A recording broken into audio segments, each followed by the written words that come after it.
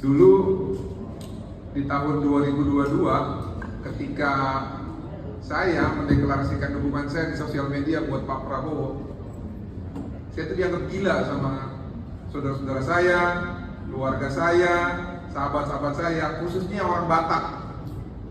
Katanya, lu kerasukan setan atau kerasukan iblis kok Prabowo didukung, katanya.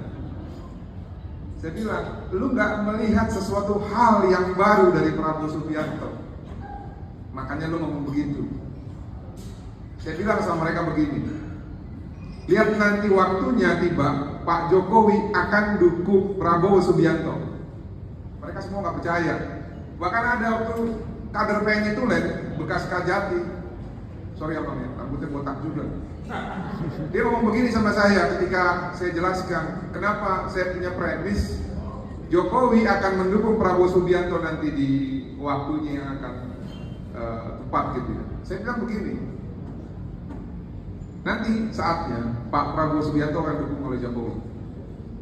Dia bilang nggak mungkin, karena Pak Jokowi itu PDIP sejati, PNI sejati. Saya bilang enggak.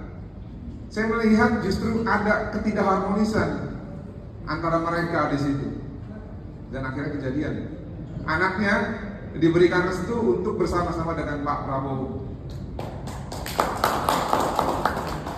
Banyak yang mengatakan begini, penerusnya Jokowi itu adalah Ganjar. Saya bilang ngomong kosong. Saya nggak melihat ada spirit Pak Jokowi di Ganjar. Kalau secara stereotip ya ada, tapi secara spirit politik, spirit ingin membangun bangsa, saya justru nggak melihat. Saya melihatnya ada pada Pak Prabowo Subianto. Banyak yang bilang, apalagi khususnya pada saat Kaisang jadi ketua umum partai kita ya, Partai Solidaritas Indonesia, saya juga PSI juga nih. Mereka mengatakan begini, Kaisang itu ditugaskan masuk PSI untuk mengembalikan ke jalan yang benar. Saya bilang ini orang kacau lagi, saya bilang. Dari mana ceritanya begitu? Saya bilang enggak, lihat nanti. Dan akhirnya benar ketika Mahkamah Konstitusi mengabulkan gugatan ataupun permohonan dari Almas ya, ini anak muda luar biasa ini dari Solo yang akhirnya menjadi polemik. Gibran akhirnya diberikan ruang sebagai cawapresnya Pak Prabowo. Banyak yang mengatakan begini, Pak Prabowo itu kan punya histori yang buruk. Saya bilang buktikan satu saja putusan pengadilan yang mengatakan bahwa Pak Prabowo pelanggar HAM. Saya gandeng kartu advokat saya, karena selama ini salah satu senior juga ya, mohon maaf Bang, mengampul abang kita juga, Bang Anjir ini selalu mengatakan pelanggar HAM segala macam. Ada putusan DKPP, itu putusan isinya apa? Apakah ditulis di situ bahwa Pak Prabowo menculik? Gak ada. Jadi segala sesuatu harus dengan bukti. Akhirnya kembali tadi seperti yang saya sampaikan, saya dianggap orang gila. Akhirnya hari ini kita semua sama-sama gila ini. Ada berapa orang nih? Kurang lebih 100 orang ya.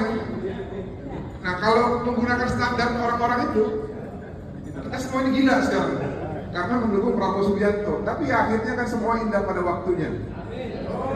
Saya percaya bahwa ketika kita ingin mencari penerus Pak Jokowi, maka legitimasi itu ada pada Pak Jokowi. Anaknya ada di mana sekarang? Ada bersama Pak Prabowo. Berarti penerus Pak Jokowi siapa? Prabowo Subianto. Oleh karena itu tadi saya Sheryl Tanzil mengatakan bahwa kita harus hati-hati. Gak perlu. Kita fokus aja mengkampanyekan dengan sejuk gitu ya. Gak perlu dilawan orang-orang begitu, karena makin dilawan mereka akan makin gila.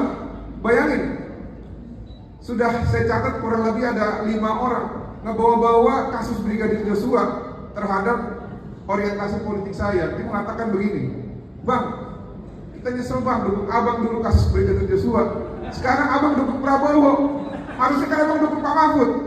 Betul, saya harusnya dukung Pak Mahfud. Tapi Pak Mahfud sekarang dukung siapa? Saya bilang, dulu kan Gahar tuh mau ngesahin undang-undang ini kan ya, perampasan aset. Sekarang justru bareng-bareng tuh sama partainya yang nggak mau undang-undang itu gol. Ya saya juga boleh ngambil sikap dong, bener gak? Dan saya lihat memang penegakan hukum kita belum maksimal. Belum maksimal. Oleh karena belum maksimal, kita butuh orang yang tegas. Siapa yang paling tegas di antara tiga ini? Prabowo. Siapa yang paling majemuk di antara tiga paslon yang lain? Prabowo. Banyak yang bilang, wah, yang rambutnya putih itu kan simbol kebinekaan. Saya justru melihat kalau kita adu nih prestasinya Gibran menghadapi intoleransi, Gibran jauh lebih jago. Ada aksi nyatanya. Ingat dulu makam orang Kristen dihancurin di Solo, diparkirin tuh mobil di depan. Selesai. Ada segel gereja di Solo, disegel, dicabut langsung. Ini aksi nyata, bukan cuma pecicilan-pecicilan di sosmed. Dan kalau kita mau lihat pejuang-pejuang anti intoleransi ini sekarang ada di mana sih? Ada Kang Deddy Mulyadi di Jawa Barat. Siapa yang meragukan dia tuh dulu melawan intoleransi? Lalu ada Permadi Arya, dia dukung siapa sekarang? Dukung Prabowo. Lalu ada, maaf ya ini rivalnya abang saya di dalam Sitompul yang sekarang lagi berproses hukum, Bu Asasi Manjuntak. Ada di mana dia? Ada di Prabowo juga. Makanya abang kalau bisa restoratif justice lah kalian nanti. Saya yang fasilitasi nanti, terbang saya ke Medan supaya kalian juga berdamai gitu loh. Nah, ini banyak. Jadi kalau ada yang bilang Pak Prabowo begini, Pak Prabowo begitu, Gibran begini, Gibran begitu, jogetin aja teman-teman. Semangatin persatuan. Persatuan itu lebih penting karena begini. Kalau kita berpikir bahwa kita ini lebih berhak tinggal di Indonesia, maka sama aja kita tidak benar gitu, sama seperti mereka. Kalau kita berhak, mereka juga berhak. Kalau memang ada perbedaan, kenapa nggak kita cari persatuannya? Cari jalan tengahnya. Ada di mana itu? Siapa yang paling sejuk mengkampanyekan Pilpres? Cuma Prabowo, Gibran. Oleh karena itu, saya setuju bahwa memang kalau kita mempertahankan cara-cara politik kita yang saat ini, santuy gitu ya, gemoy, lalu ya itulah yang positif, kita rangkul semuanya, banyak yang akan sadar. Dan saya yakin dengan adanya salah satu ormas Batak ini ya, punya, maksudnya di bawahnya Malam Siang, ini akan jadi pionir Bang.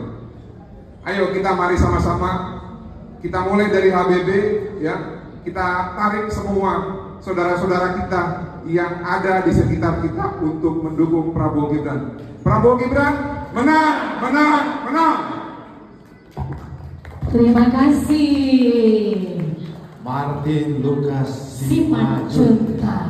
Ya. Luar biasa, makin klop.